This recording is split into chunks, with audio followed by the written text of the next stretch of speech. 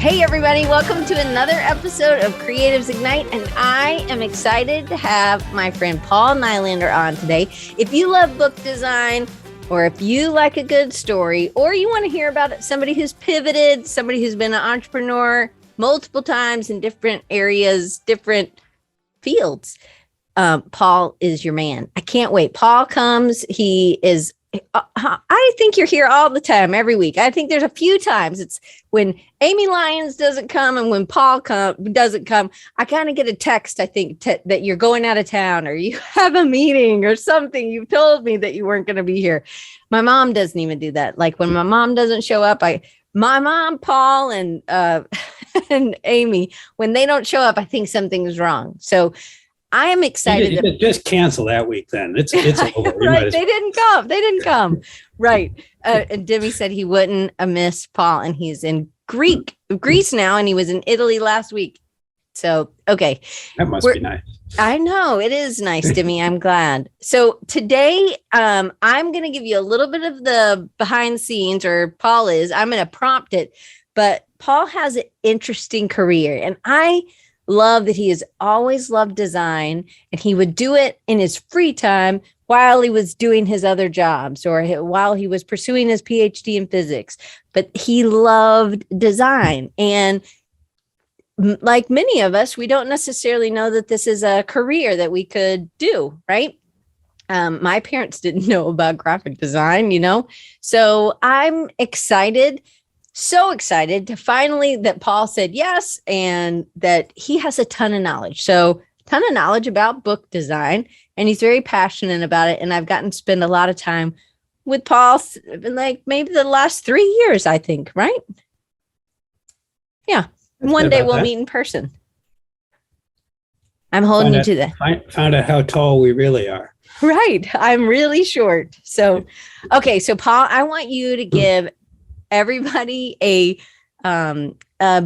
background, a little bit of your background, and then how you got into design and you started doing design full time. Sure. Can you give them a little? I can probably roll with the little notes that I put together, the little mini presentation, because perfect. But before that, I have to jet in here in my X-wing fighter, because one of the things I didn't tell you is I'm an aspiring Jedi Knight as well. I got R2-D2 back there with me. So happy May the 4th day to everyone. And if you don't know what I'm talking about, don't worry about it. Chris says it was perfect. That was awesome. Van loves it too. Okay. So I put this together because when Diane asked me to be on the podcast, I was saying, well, I could talk about my history. And so I'm 50 and my history is very complicated, and that would take just hours to do. So I put this together kind of to quickly go through things, then we can get to more the interesting why than necessarily the preface what. So I'll just refer to myself in the third person here and just say the paradox of Paul Nylander is that while I'm proudly enigmatic myself, I'm really driven to understand how the world works and share that knowledge with others. So I like being a mystery because I never ever want to be pinned down. But I don't like there being mysteries. I like to understand how everything works. So in that way, I'm kind of a wobbly table of contradictions. I'm logical and analytical, yet I take intuitive leaps. I never remember names, but I never forget a face. I prefer reading nonfiction, but that's probably because fiction is just too all-absorbing for me. That's just kind of who I am. I'm these contradictions. I'm these perplexing things. So to kind of sort of resume whirlwind it, I have to say, first of all, that despite all the things I've done in my life, I am continually racked by self-doubt. And so some of the things, just kind of weird things, I walked in a circular underground tunnel that was so large, it actually messes with how your mind works. I've flown above the clouds myself as a pilot.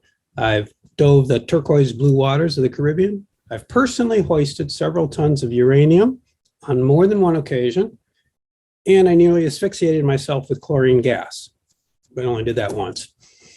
I lived for a while in Hamburg, Germany, near the world's oldest continuous running open air fish market.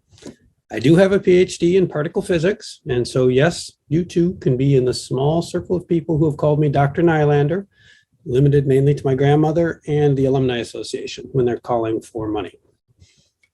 What else? Oh, I've written a software in over a dozen different programming languages and helped the likes of General Motors, Ford, Chrysler with vehicle testing, not to mention working on wind turbine or working with wind turbine manufacturers, and even once riding shotgun in a semi, doing load testing runs on hills in the heat of Nevada summer. It was a tough summer. On the artistic side, I take photographs as a creative outlet because it's less painful than writing. And I've combined digital image techniques with century-old printing presses and sold my photography, letterpress, and screen prints and fine press books in art fairs. So I've covered a lot of ground. And yet it still feels petty. It feels like it isn't enough. I want to be able to imagine unseen worlds, and yet the need to be practical and pragmatic in what I do is ever present with me. In fact, I might go so far as saying that if I ever find myself starting to feel absolutely certain about what I'm doing, I know it's time for me to push further. I know it's time to go harder, find a new path. So all of that comes around to say, why did I become a book designer? And I became a book designer to work with others and learn their stories, learn the stories behind their stories, and learn what makes them tick.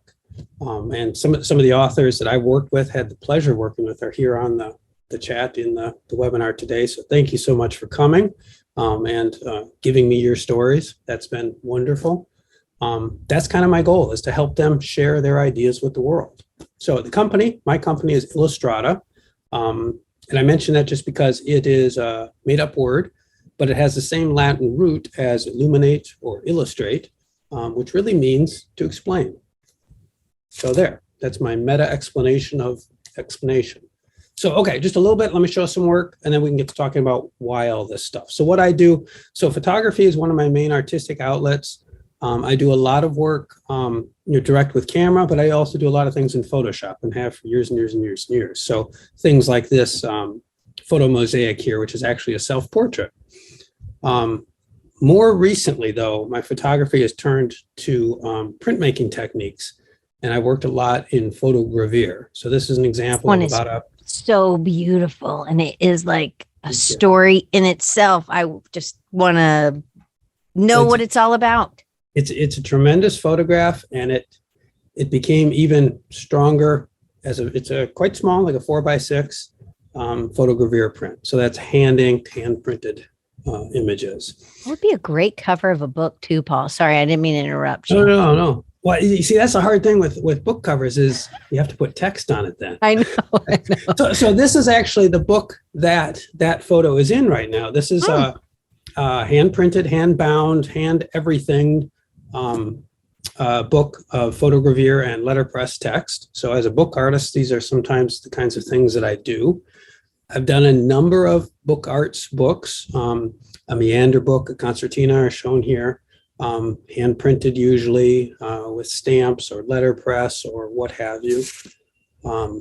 I've done a number of more poster size things, so screen printing, such as the fire escape on the left, letterpress broadsides as well.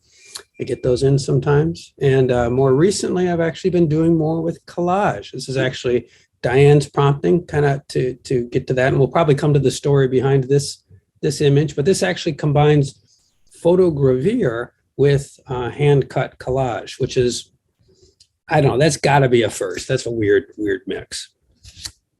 But most of my time these days is actually spent doing designing books that are prepared commercially. So this is an example of Cura done for the St. John's Pottery, a very big, very complex photo essay book. And it was very complex, and it had lots of different parts. And one of the things I love, and I have to get this in, is that Paul is great he can do a regular book, but he is so great at figuring out all these things that have all these parts, and to get them to figure out. It is amazing that Paul can do all this, but it's like a puzzle or a chess, it's just amazing. Okay, keep going. No, it's very much a puzzle. Yeah. And that's where the more complex books become very interesting for me. I mean, they're very stressful. They are difficult to do, but they are interesting puzzles too. This is a book that came out just earlier this year for an artist up in the Duluth area here in Minnesota, an Ojibwe artist. And again, featuring his work, featuring his words, some English, some in Ojibwe. So that's kind of a fun project, beautiful book. This is one that's local here. It's kind of like a notebook or a keepsake notebook, but we just pulled out all the stops and turned it into just this gorgeous piece. It's got foil stamped covers and white printed on blue text or blue paper and full color throughout. It's just wonderful, fun things. It is beautiful. All of the projects are fun things. This one, My Mighty Journey, is a children's book, a children's storybook that was illustrated by a world-renowned wood engraver and letterpress printer here in the Twin Cities. This book I had the benefit of being involved with from the very, very beginning, or at least the beginning of production, and took over 5 years to produce the images and everything in this book. So that was a huge team effort. That was definitely not me alone. That was a huge team effort. But I took those images, scanned them in, and then overlaid the text on them to create what would become the trade version of this book. So beautiful. How big is this book? Amazing project. I should have had some books out. How tall is it? Quite large. Oh yeah. Yeah. Yeah, it looks tall. Man, these are beautiful. So more recently then, kind of the other end of the spectrum. So a book on a 60s rock band that had, kind of a one-hit wonder sort of band. They actually had several good songs, but one that really made it nationally. And so it's a Minnesota band, group of Minnesota teenagers that ended up jetting off to California and opening for the Beach Boys and all sorts of things like that. So it's their story. And of course, it's so much more than just the story. It's all the things around it. The ephemera and things like that. So this was such a fun book to put together. You told me, I remember you telling me about this, and it was one thing Paul loves is to get that story. Somebody could just take it, but it's the way Paul puts it together, and it is this puzzle of telling the story. So absolutely. Anyway, I love it.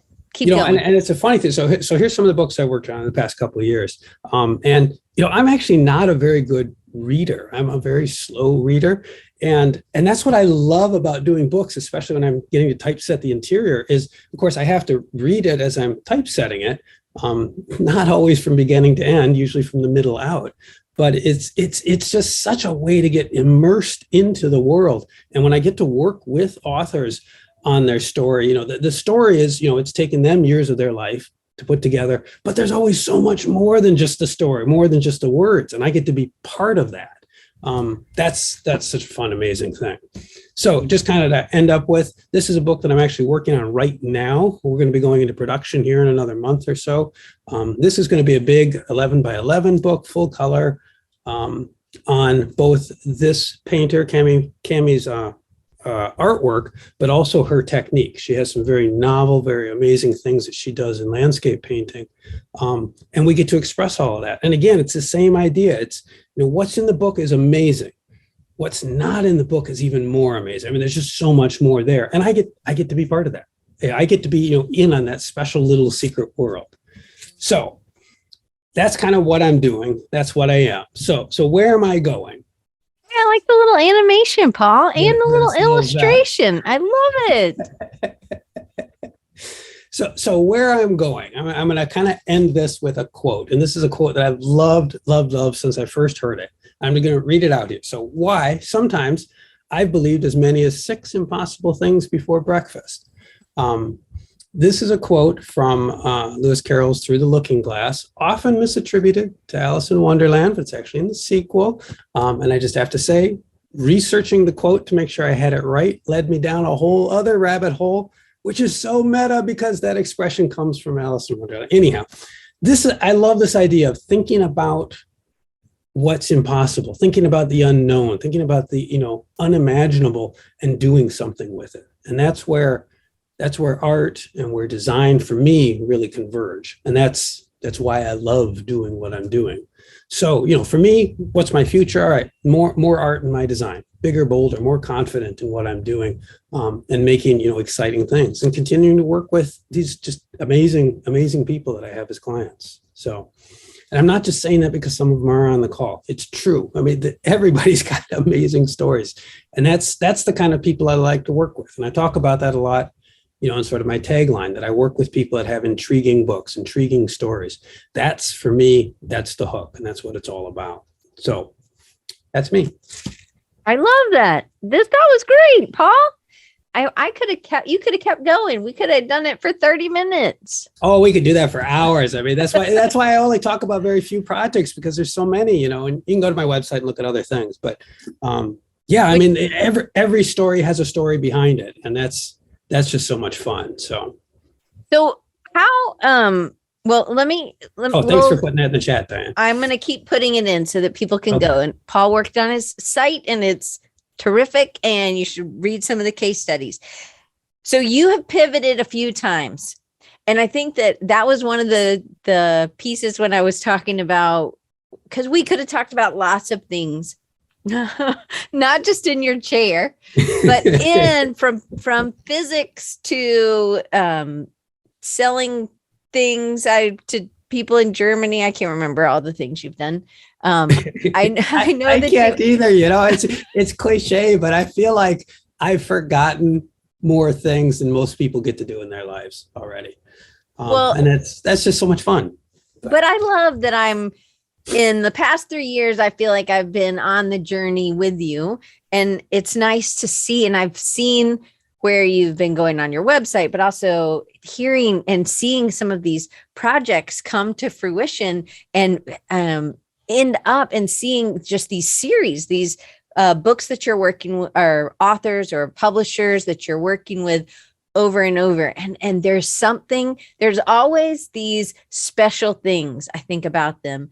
And I bet that's how you would make an author feel, is that they have this special thing, and they have to be able to get it across. And we're not going to just do it like everybody else has done it. And you do a beautiful, beautiful job at this. So in this pivoting, and that was one of the things I kind of focused on when I was writing up because I could write all different things about what things that me and you talk about. It is certainly one of the more unusual aspects of my background.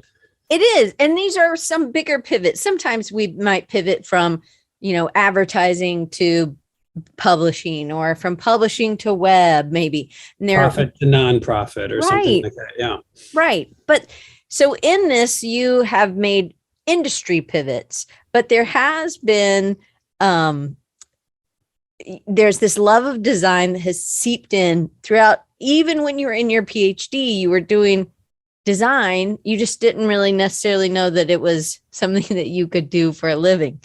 You probably don't make as much, and you don't get to work with uranium more than likely as a designer, but typically not. Right. So, Demi has a question. We keep hearing about the death of print for the last 50 years. How do you know, Demi? You're not 50. But I'm just kidding, but he's not. So why are all of us print people not fighting back at this superficial narrative? Do you? No, you can keep going. Keep them up. That's a deep question. Yeah. I think we'll keep hearing about the end of print for the next 50 years too. That's just the reality of it. But certainly, publishing has changed, and a lot of it is driven by, the cost nature of things. And print's expensive. I mean, and it's getting more expensive, relative to what's going on. But maybe that's not such a bad thing. I mean, print is special also. So I'm biased, of course. I like print. I have print books behind me. I prefer the feel of print. I prefer the experience of reading a print book over an ebook, or a website or something like that. I like the permanence of it, the fact that it has to be edited and finished and completed, and that is it. Now it's an artifact. It cannot be changed. That changes the nature of how you work on books, certainly. But that said, in terms of trying to get rapid content out, a book's not a very good, medium anymore. And it has not been for many years. That's why, newspapers are around, and newspapers have, in many ways been replaced by websites, and in those in many ways have been replaced by Twitter feeds or things like that. People want instantaneous information. And that's good to an extent. I mean, we need that kind of, spur of the moment, but that doesn't really give you time to reflect on what the information is. Is it important? Does it really mean something? What does it mean? How does it connect to other things? And that sort of, more nuanced nature, I think, is where books really shine, and print books especially, because you can page through a book quickly. You can page through a book slowly. You can dog your pages. You can highlight things. And I know there's electronic equivalents of that in ebooks, but it's not the same experience. And it's not tangible. It doesn't immerse you in all of your senses. So I think in that sense, Demi, print will not go away. It will just continue to evolve. Right. And we tend to hold it, or it becomes more precious, maybe.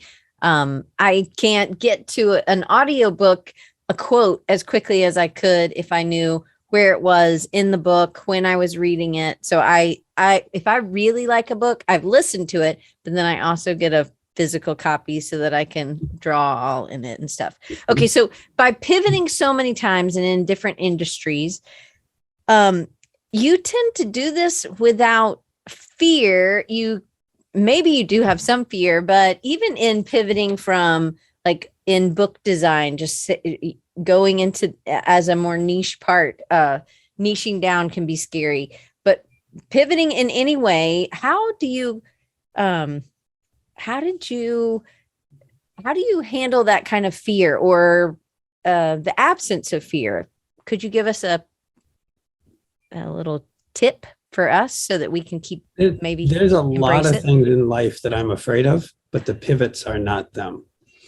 So how come? Well, the reason being, because at least for me, and at least for the things that I've done, or the changes that I've made, they were natural extensions of what I was doing. They felt like the natural path. And when you're looking at it from a distance away, starting in physics and ending up in book design does not make any sense at all. But when you look at all the micro steps along the way, they all do kind of make sense. They're not the choices that everybody would make. I get that. That goes back to the whole being an enigma kind of thing. But they are choices that made sense at the time. And so I'm not afraid of them, because it was just moving towards something that was a better fit, or a more natural fit for what I was doing, or where I wanted to be going at the time, what I wanted to learn more, things like that.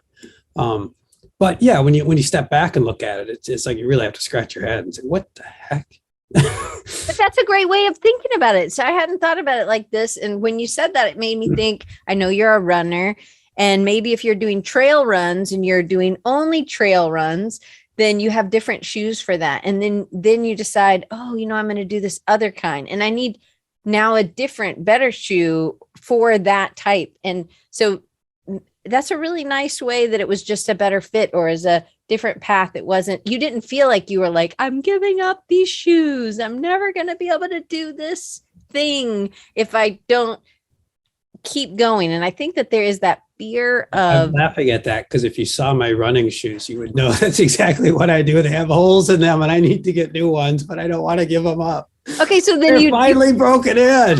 Right.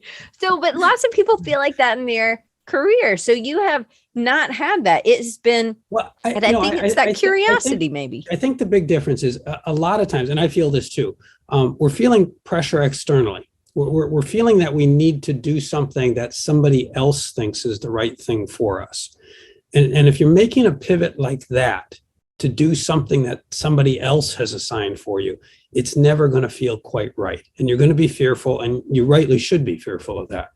It may still work out, who knows? But when you're pivoting based on something that's coming from inside, that you're choosing to make that decision, you're choosing to make that change, then it feels more natural. I mean, there's still fear with it. Is it going to work out? There's the uncertainty of what's the future going to hold.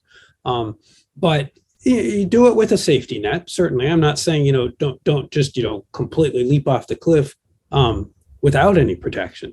But, so long as you have a reasonable idea of what the risks are and what you can tolerate, and it feels like it would be a better direction, it's kind of more fearful not to do it.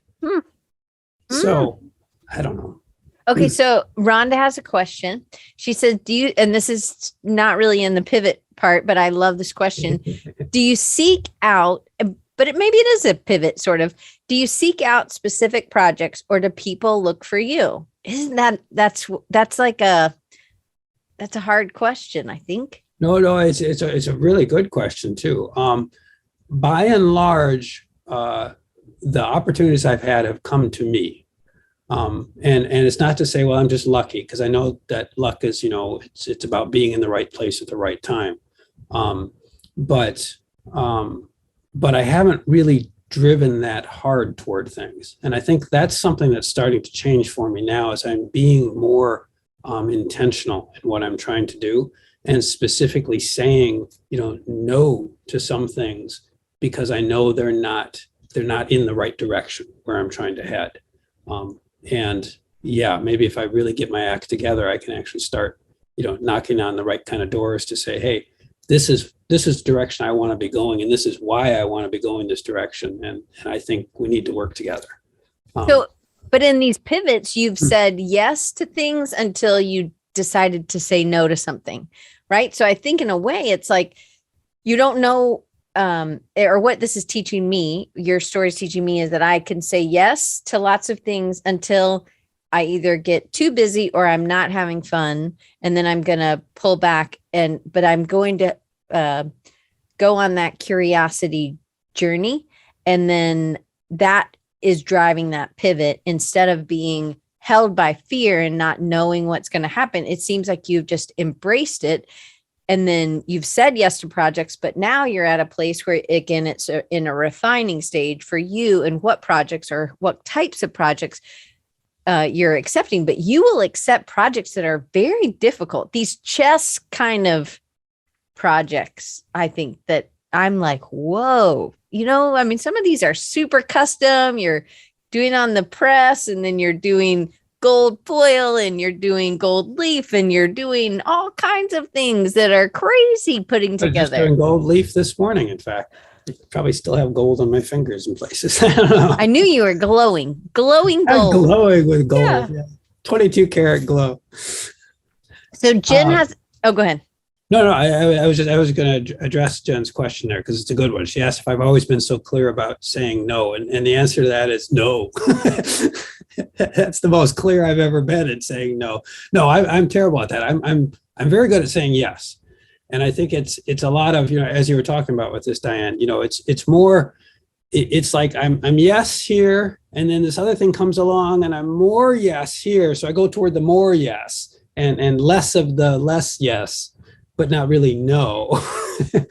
But I'm getting now, I think, more focused in that I'm having to start saying no, and that's that's an evolution of things. And I think when you're changing major industries, like when I went from physics into doing electronic instrumentation, and when I went from instrumentation into marketing, and marketing into design, those were oftentimes leaps of ignorance, not really knowing what I was getting into.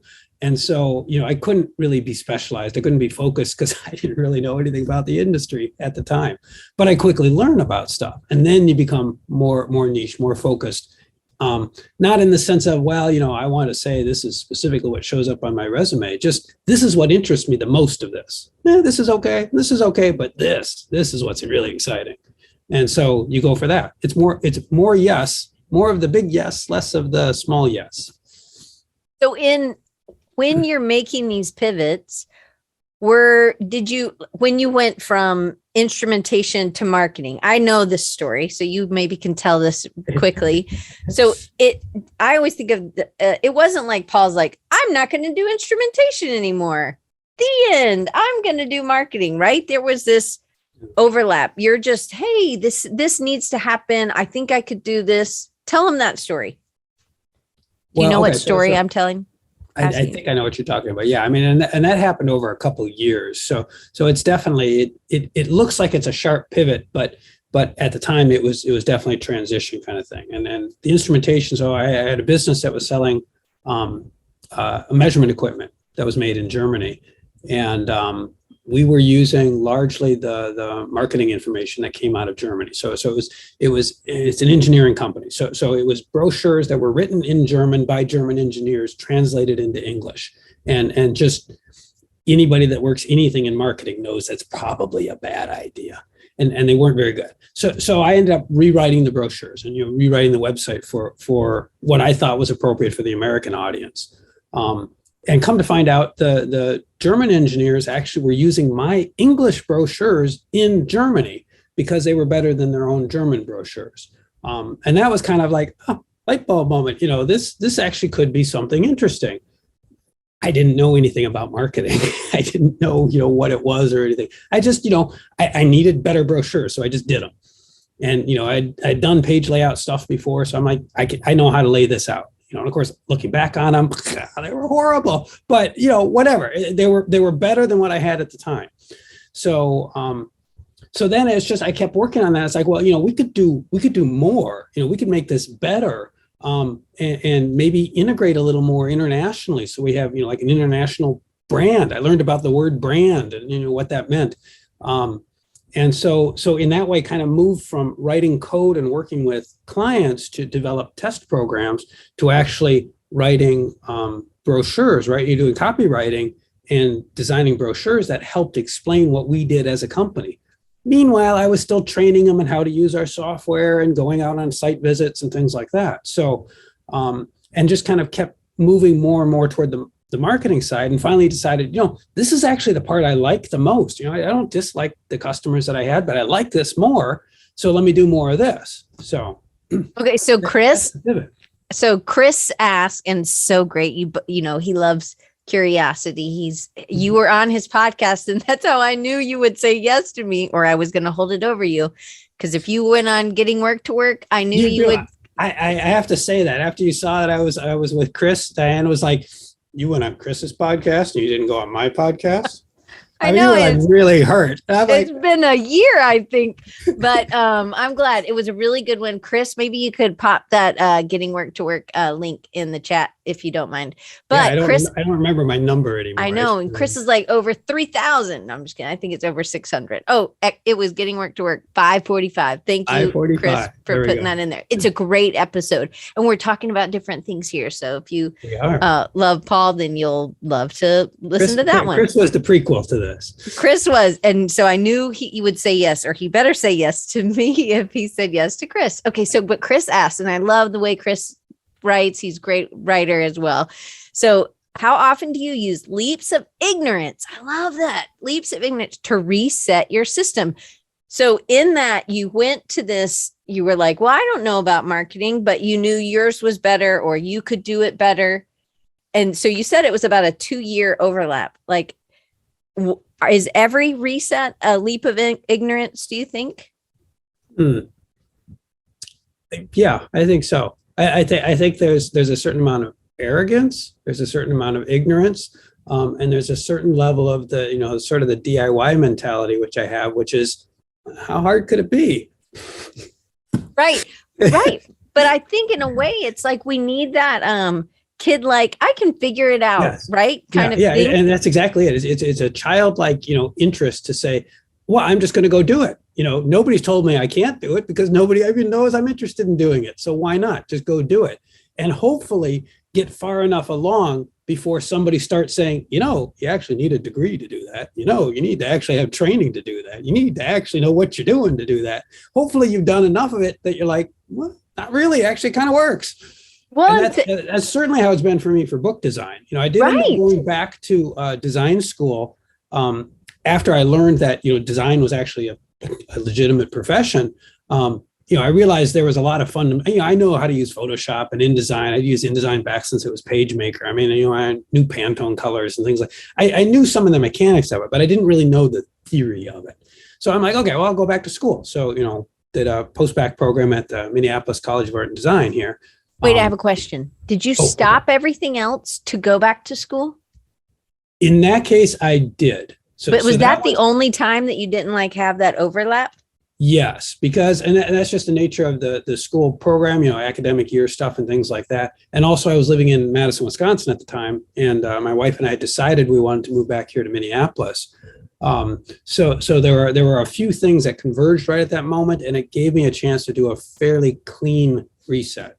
I'd sold out of the previous business. I had wound that down a little bit, and just decided, let me dedicate a couple of years of learning time to really focusing on what is design. But of course, the intention was that I was going to be picking up clients that were just like magically going to fall from the sky somehow. I don't know what I was thinking about then, but so I was thinking I'd be doing work while I was doing that, but in practice, I did not. And that's actually when I picked up book arts. That's when I started working at the Minnesota Center for Book Arts and took up letterpress and things like that, partly because I had the time to do it. And it was, it was cool. It was printing with old equipment. That was fun. And come to discover, what the whole book arts field is, which helped drive me then ultimately into book design. And I should mention that actually, that was kind of a pivot in a pivot. I was sort of twisted one way when I was going the other way. So my move into design, I intended to go into marketing design. So ad design, agency work and things like that. And it was midway through that program that I realized that was not actually the right fit for me. I could do it. I understood the principles of marketing. I just didn't like it. I didn't like that sort of, I won't go into all that. But it was kind of a crisis moment because it's like, okay, I'm mid-pivot. I actually did make a break. I sold the business, and now I don't want to do what I'm going to do. That's kind of a problem. And one of the faculty members there who gave me some good advice, and he just said, Paul, what do you really like? And that was a tough question. Nobody had ever asked me that question before, and I'd never really thought about it before. I just, like I said, I went to the more yes, less of the less yes. So I thought about it, and I said, well, I like books. I really like books. And he's like, so be a book designer. And I mean, I kid you not. I'm like, really? People do that? And this was kind of an embarrassing, not that many years ago when I made that comment. So I decided to, refocus what I was doing specifically, not just, design in general, which of course, you're a design professor, covers a lot of ground actually, but focus right in on book design specifically. And it was a much harder choice because, I didn't have any clients as a designer. I had even fewer clients as a book designer. But that's what I wanted to do. And so I focused on that and started picking up some projects and doing some real production work.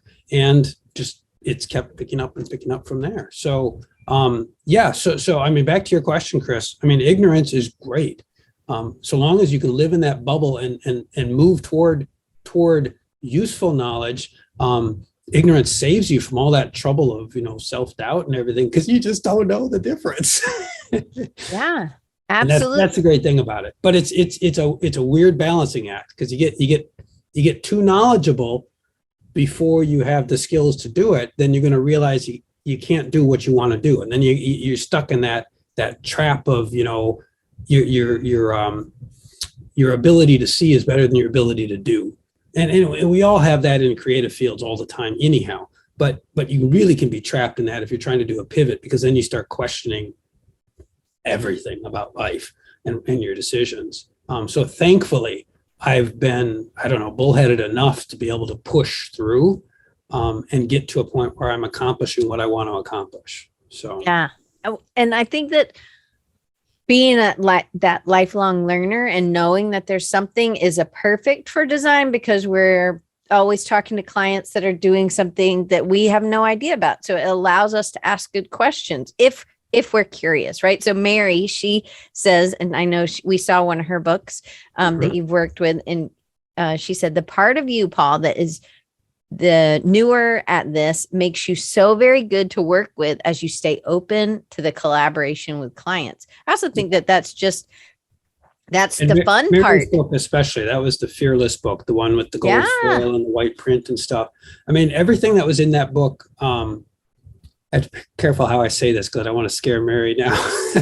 Everything that was in that book I knew was possible, but I had personally never done it together in one book before. So it was pulling a lot of ideas together. I leaned heavily on the folks that printed that and on their expertise. And it worked out just marvelously. And Mary was such a wonder to work with, you know. And I said, "Oh, I'm a little behind schedule." She's like, "No problem. Take as long as you need." You don't get clients like that very often, but it was a very nice aspect of it. And that's exactly it with every single project. I mean, I'm learning something on every book I do. If I'm not, it's not a very fun project. Right. Then it's That's factory work. learning about the author's world, which is always fascinating, but it's also learning about the technical world. And you know, maybe I'm trying something new or a new printer or some technique that I haven't actually used before. You know, you tuck it together and turn it into something that's wonderful and beautiful. And that's great. And that's the great thing about book design is I don't see that ending, at least not for a long time. I mean, every author I meet has more stories in them. And there are things to learn about and things to discover. So that's a fun part about it. So, and telling them in different ways and using different materials or using something. I got to introduce Paul to one of my favorite books from the 90s. It was Nick Bantick's Griffin and Sabine series. And so he didn't know about it. So I just sent him, I thought they were just 3, but it had been a while since I read it. But if you don't know, it's like seven. There's 7 books, but I only sent him 3. So I'm sorry, Paul had to buy the other 4. But it's like correspondence between 2 people, and it comes in like letters or postcards or something. So there's this opening. So it was really little envelopes in the book with letters you actually take out and things like that. Yeah. And it's fascinating how that was done at a production scale, because that was not a handmade book. That was a mass produced book. And of course, yeah, you know, there's certain things about it that look mass produced. But the fact that they did that, I mean, I can imagine, you know, when that author and the designer came together and went to the printer, they were like, "You want to do what?" Right. But that was the challenge that I think you would have taken on that challenge as well. Yes. Right. Yes. And that's more of the direction. Not specifically that, but that's more that idea that I want to go is, you know, the printers are always going to say, well, you know, they're going to make it as easy as possible. They're going to try to fit it into the box they already have, because that's just, it's human nature. You make it, you try to aim for productivity, you make it easy. And I think as designers, the opportunity we have when we're really in our element is when we're pushing that. When we're pushing the boundaries of whatever somebody has said are the limits. You know, we need limits, we need boundaries. Designers have to have boundaries, but we like to push those boundaries, and that's where it gets exciting. And you know, for me on a production side, pushing printers, pushing materials, things like that is interesting when you get to do that.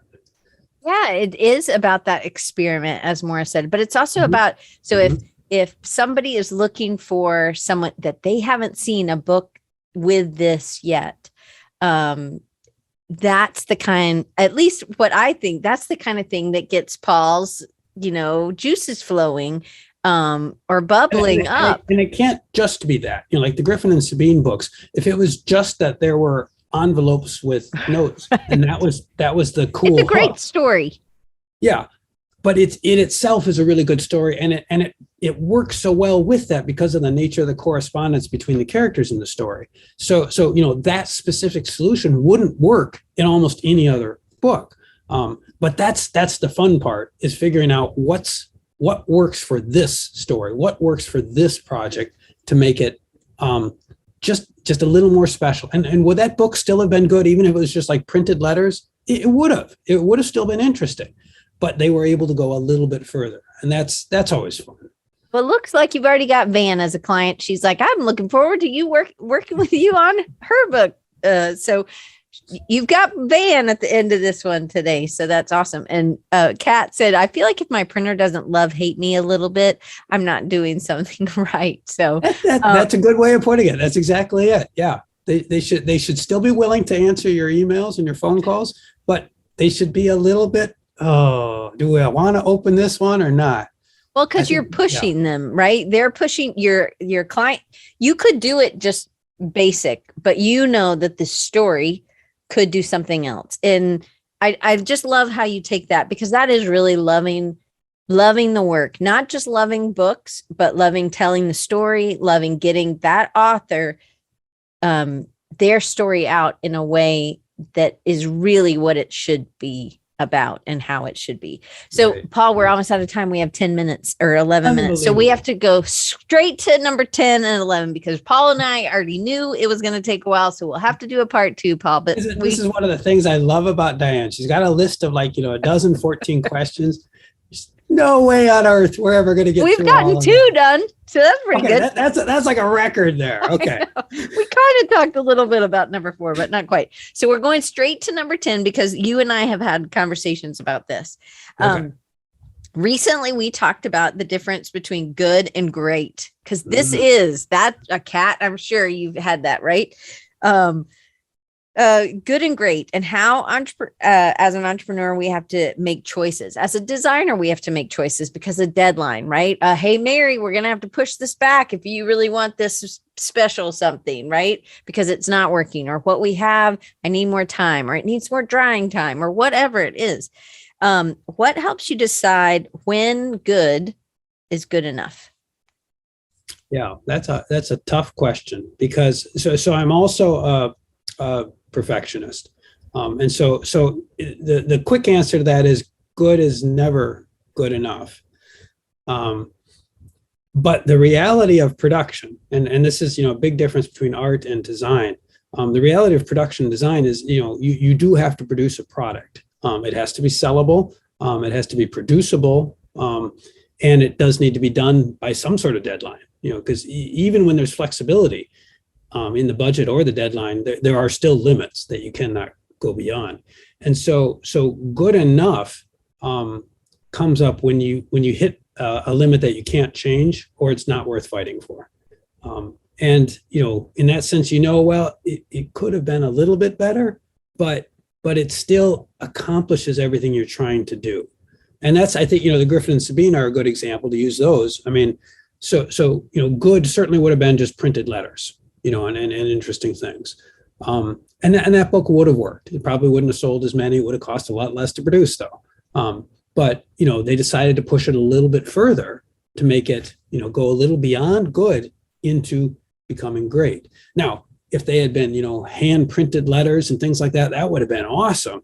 The books would have cost, $50 a piece. They wouldn't have been sellable the way that they were planning on producing those books. So I think good enough, you decide when something's good enough when you understand really well what are the actual goals of the project, and how do you make sure you've achieved those goals, not just the stated ones, not just what's on the creative brief, but what really needs to happen. Where does the book need to be? And then it is good enough. Well, maybe if you get to go beyond that, it's even better. Maybe that's one of the things that makes you really good at this, Paul, is that you're willing to push past what was on the brief and maybe even pull that out of the author, because they might not have known, but you read it. You understand that there's something else, and there's something more that they might not could have put words to, or they didn't have words because they didn't understand about the visual, all the things visually. So I love that you're able to do that. So Demi has. I might also add that I think oftentimes my good enough is probably a lot better than many other people's good enough. So I do set very high standards for the stuff that I'm trying to produce, and I don't always rise to my standards, but I try really hard to always do that when I can. And you're going to buy more gold leaf next time. Right? So you'll have a few more extra sheets. You have some extra sheets. Gold. You don't want to waste any. I know. So Demi has a question. I know you and Demi are friends. And he says, Paul, what physics textbook would you redesign if you could? Oh, gosh, everyone. They're all awful. The one that comes to mind most, so Demi, and this is, after years of being out of the field, and I obviously don't read my physics textbooks on a daily basis, but the Feynman lectures, which is a wonderful lecture series, is a three book set, and I think it was designed as I think back about it, it was designed fairly minimal and, somewhat in a Swiss style, which I think, it fits for the era and stuff. But I think there is so much more energy in his lectures that could come out in the covers, and not just with some cliche sort of stock art, swirling lines like they like to put on science books, but something really personal to him. I mean, that guy was an amazing physicist, and not just a physicist. I mean, there's more to his personality. That would be neat to see. Okay, so going back to that good enough. I think I got a personal project I'm gonna have to work on now. Thanks. I know. That's good. Have you, when you've pivoted, some people pivot because they've hit burnout. Has that been one of your things, or has it just been a fun curiosity? It's not just fun and curiosity. No, I have experienced burnout. Let's say light burnout as recently as yesterday. More severe burnout, probably the when I was getting out of the business, the instrumentation business. And that was not because necessarily what I was doing. It's just the overall environment around it had grown in a way that was no longer fun, no longer enjoyable.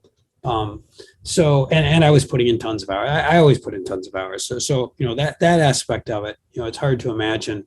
Really that limit of 24 hours a day, I push that limit sometimes, and that's just kind of normal SOP for me. But when it's not enjoyable, that's when you start questioning, why am I doing it? Why am I pouring so much of myself into this when I don't even want to be doing this anymore? And that, everybody hits that sometimes, and that's normal. I mean, you sometimes question things when you're in the heat of production and stuff.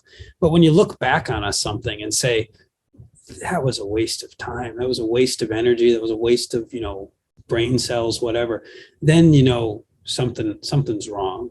And I guess for me, that's kind of what burnout looks like. I mean, burnout is something really you have to be in it to really experience how bad it is. Because from the outside, people look at it and say, well, it doesn't seem that's bad. I don't know why you're complaining so much. It's just, I think, it's that mindset where you've gotten trapped into some sort of, negative loop. As we call it in aviation, sort of the death spiral. You're going down. It's going down, and there's just nothing you can do about it. That's when it's really hard. But I felt that sometimes. Yeah. I love that you also, in that, by accepting good enough, even though you have high standards, by accepting that good enough, that may be a something that can help not lead to burnout. Because if you just keep pushing and pushing and pushing, that printer is not going to want to work with you. They aren't going to. There has to be some sort of collaboration and give and take and compromise, right? Yeah, absolutely. And that's, burnout is just a state of mind. It's not actually anything physical. It's just how you're relating to your environment and how it's, I guess, impacting you. So, yeah, but I think that's the key. It's just always having something that you're looking forward to. Some reward that comes out of it, but personal satisfaction that comes out of it. And a big part of that is the clients you work with, or if you're an employee, the people you work for. If they're asking you to do the impossible, but they're so grateful for everything you're trying to do, it makes it doable. If they're asking for the impossible and then they're upset with you when you only deliver 90% of impossible, that's tough. That's hard. So that's in some sense it's get better clients if you're getting burnout. And sometimes that means a pivot, go somewhere else, go to a different industry or go to something else. Or maybe sometimes it's just fire some clients and get new ones, get better clients. Understand more what makes you tick. So you're asking for the right kind of people. Yeah, for sure.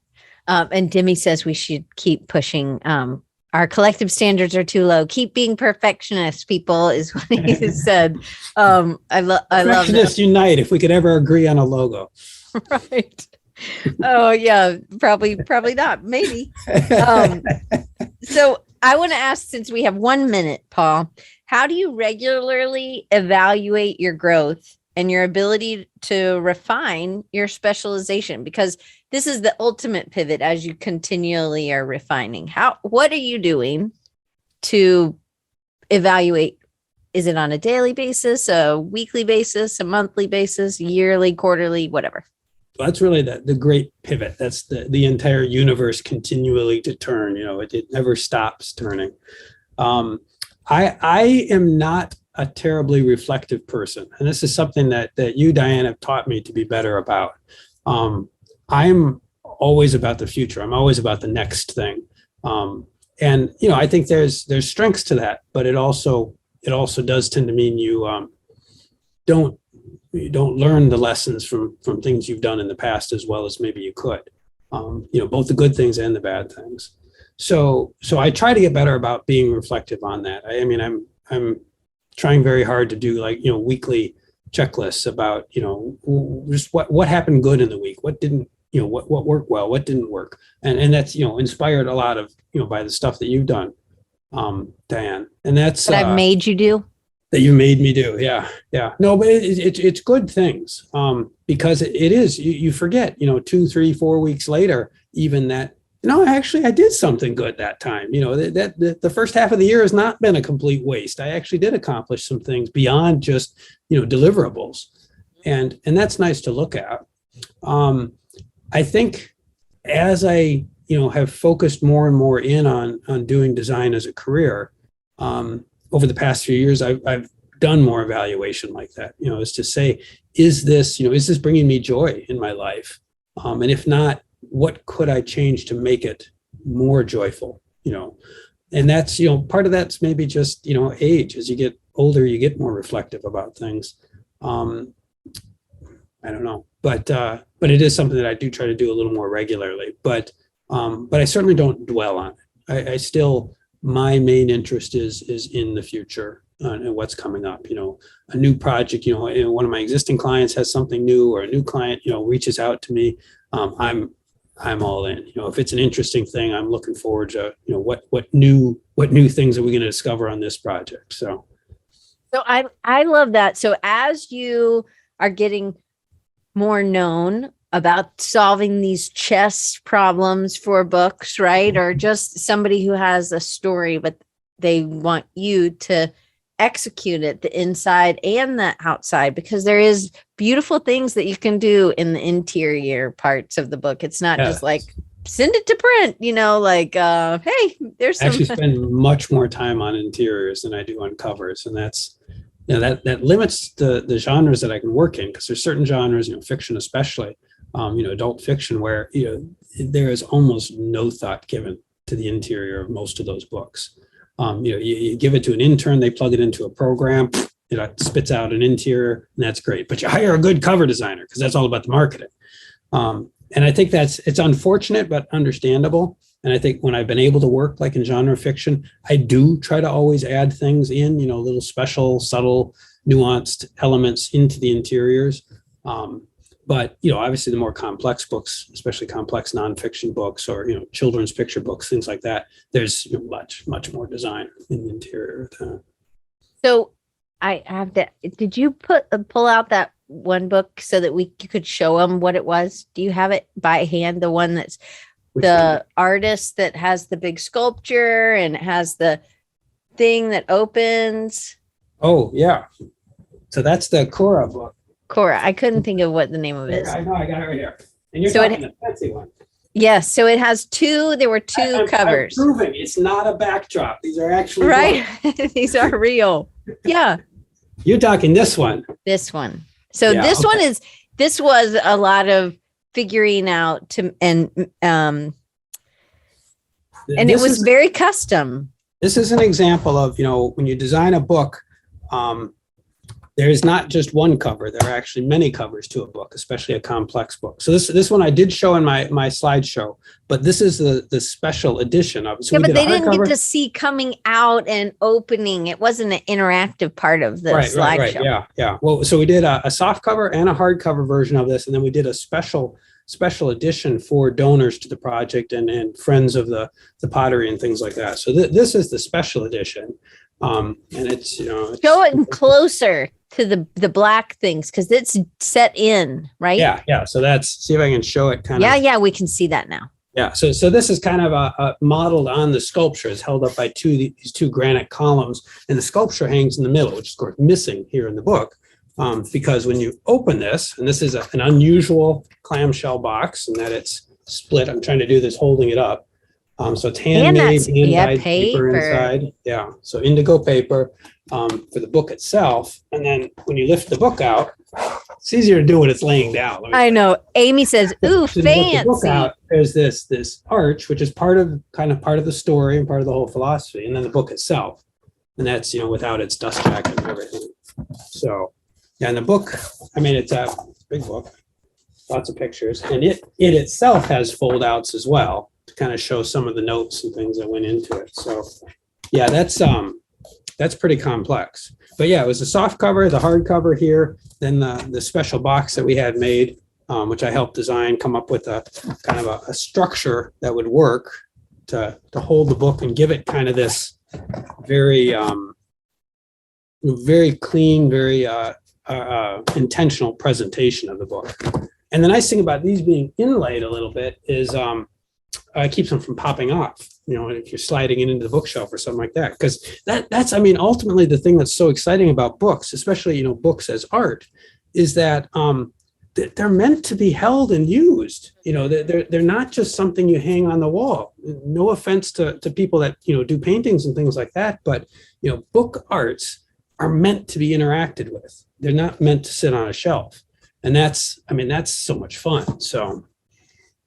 Oh, so Rhonda has a great question. She says, do you start with the client's budget, or do you design it and sell the budget to the client? Usually you're starting with a budget or at least some sense of a budget, because there's just limits of what you can do, especially because a book is also, a book is art, but a book is also a product. It's a mass-produced product. And so it has to fit in a certain place in the market. If you have something, you say, this is an amazing, science fiction book, and it's going to sell for $49.95. It isn't going to work. Maybe a very special edition will sell to a select number of people on Kickstarter or something. But as a mass-produced book that you buy at Target or Walmart or the bookstore, no, it isn't ever going to work. So the budget, the cost of the end product affects the budget, and that affects what is possible to do with it. But of course, as designers, we try to push that, and we push it as far as we can. And when we get to the limit of what we can, then we try to squeeze everything out of what we've got left. So.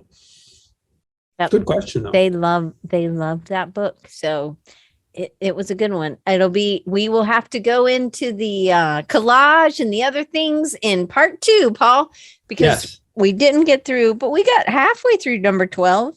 We didn't even get all of it through, but we got like 3.5 questions. That's good. I know. That's great.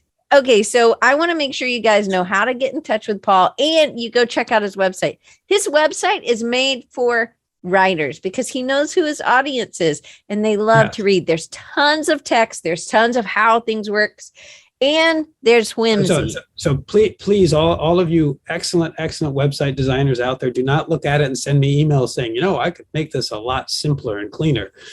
I know. but there's lots of whimsy, and you added that fun personality in that I love that part of it. So anyway, I check it out. Illustrata, ILLUSTRADA.com. And then Paul Nylander, NYLANDER, if you're on LinkedIn. So, anyway, the links are there. They're in the chat. If you're watching on YouTube, you can see it. There's right down below. Make sure you follow Paul. Paul is we'll get him on Instagram at some point. I mean, he's there, but he just doesn't do much. So I've got like 6 posts. Yeah, Dee tried to help me get on, and I did a couple of interesting ones, but it's just don't have the time. Okay, I think it's good that you're just you're there and you consume. So, but people can get in touch with you on LinkedIn if they just have questions or whatever, or they want to know when part 2 is. And I just appreciate all the people that are your authors or your clients that have come. That was super sweet. Yeah, and that's nice. awesome. Thank you all of you for coming. I mean, everybody, it's humbling because you kind of figure, nobody's really that interested in the story of Paul Nylander. It don't make any sense anyhow. So no, and I'm sincere. I'm happy to talk about books with anyone. And of course, if you're trying to do something that's a project that needs a little something, I'm happy to talk to you about that. See, Debbie Clapper, she said, your story's great, Paul. Thanks, Debbie. And Kat said it was inspiring. Anyway, Mary, it was great to be with you too. And I'm going to just make sure everybody knows. So Illustrada, ILLUSTRADA.com. And then Paul Nylander on LinkedIn. And the links are down below. I'm going to put them in one more time. And we are off for the next 2 weeks. I don't have a calendar right there. But at home, I have a calendar right next to my computer. So I don't know why I was looking, but not that we could see it anyhow, but I know you can't, but I could look and pretend, but I guess it's on my, I think it's the next 2 weeks we're off, and then we'll be back in May, taking some weeks off. Next week, my mom will be happy because I'll be with her. So she, and they have terrible internet, so I can't do a show with my mom. But at some point, really soon, Ashley and I are going to do a show because it'll be 10 years at the beginning of June. So I'm very excited about having a show. And Paul, I'm just really glad you're my friend. And I'm glad that we've spent so much time together. And thank you for being on Chris's podcast so that you would finally be on mine. So I'm glad it wasn't that bad, right? Nope, not at all. See? It was just like chatting with you, and I love doing that. Yeah, seeing is just regular. All right, well, guys, I will see you in 2 weeks, and it's part 2 with Dave Clayton. It is not our talk on Creative South. It's just continued on since Paul couldn't come. I love that when you guys said, "Yeah, this talk took us 40 minutes at Creative South, but we're an hour in, and we're only halfway through it now." Yeah, we elaborated quite a bit, and I wasn't so tight on time, so I wasn't rushing through. So, and this is why designers need deadlines. Right. That's right. That's absolutely it. But Paul, thank you so much for being on today, and I appreciate you, and I appreciate everybody who came. Shane, thanks for coming. Some of our friends. So. All right, I'm going to hit stop. Oh, we had another question, maybe. Oh, wait. So Kat has a question about Mary's Fearless book. Where can we get a copy of that? She's always on the lookout for great gifts for her nieces and nephews. Oh, that was, as happens with a number of the books I do, that was a limited edition book. So it's not in open circulation. So I don't think copies are actually available. So you'd have to kill somebody, a cat. You'll have to break into their house, or no, I'm just kidding. Yeah. Maybe she said you're breaking her heart, Paul. It's an interesting. Okay, Mary mentioned going with the next phase. So we've talked about doing a slightly more mass-produced, slightly easier to mass-produce version of the book. This was kind of a test version. So. But that, it does happen in some ways, especially when, these special books, like the Cora book as well. I mean, if you said, "Oh, I got to have one of these," sorry, you can't. It's special. And that's, that makes those kind of projects extra fun because, well, first of all, I get a copy, which is really cool. But then also it's, it just has so much more specialness for the people that do get to have one of them. So, and that's, a little bit of that is kind of my book art side coming in, producing limited edition books. They are special for that. Absolutely. Anyway, Paul, I can always talk. I think every time we talk and it's just me and you, my mom's like, how long did you talk to Paul today? And I'm like, it's 2 hours. I don't know when else I can't talk. I can't talk to Paul shorter than 2 hours. It doesn't seem like 2 hours. We may have goals of getting done in an hour, but we just can't. So yeah, I use Calendly, to help schedule things, because I hate scheduling, back and forth trying to come up with a time. So I've started using that tool. And when you set it up initially, they've got like the default things. You can have like a 15-minute conversation or a 30 or an hour. And I'm like, 15. That's never gonna happen. I can't even say hello in 15 minutes. I know, that is too funny. Hey, Jeremy Kennedy came, and Jeremy, I remember where you're from. You're in Orlando. Woohoo! I just wanted you to know that I've been memorizing it. You and Shari Holly, I have you memorized now, and you just hadn't come. And so I was like, I'm always in awe of that, Diane. I mean, I can't remember people's names to save my life, and you know their whole history and where they lived and where they lived before, even where they moved from. That's just Dimmy, because he moves a lot, but I didn't know he was already in Greece, but I knew he was going, but he's going to go back to Leeds. So anyway, but Jeremy, it's good. I'm glad that I got to tell you that. So you were mentioned really early on, but Paul, as always, you're a blessing in my life, and I'm really glad. And thank you for doing this. And I can't wait for part 2. Either. It was a pleasure. Thank you, Diane. Okay, I'm hitting stop.